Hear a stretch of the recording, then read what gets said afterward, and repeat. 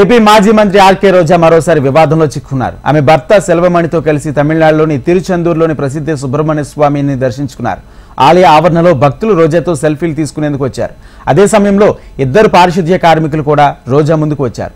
దీంతో రోజా ఆమె చేతులతో వారిని వెనక్కి నిలబడాలని సూచిస్తున్నట్లు చెప్పిన వీడియో ప్రస్తుతం వైరల్గా మారింది. దీంతో మాజీ మంత్రి ప్రవర్తనపై సోషల్ మీడియాలో నెటిజన్లు విమర్శలు చేస్తున్నారు.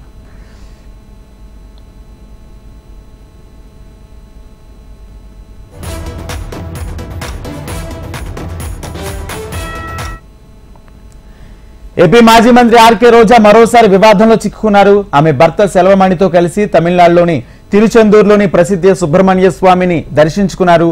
ఆలయ ఆవరణలో భక్తులు రోజాతో సెల్ఫీలు తీసుకునేందుకు వచ్చారు. అదే సమయంలో ఇద్దరు పారిశుధ్య కార్మికులు కూడా రోజా ముందుకు వచ్చారు. దీంతో రోజా ఆమె చేతులతో వారిని వెనక్కి నిలబడాలని సూచిస్తున్నట్లు చెప్పిన వీడియో ప్రస్తుతం సోషల్ మీడియాలో వైరల్గా మారింది. దీంతో మాజీ మంత్రి ప్రవర్తనపై సోషల్ మీడియాలో నెటిజన్లు విమర్శలు చేస్తున్నారు.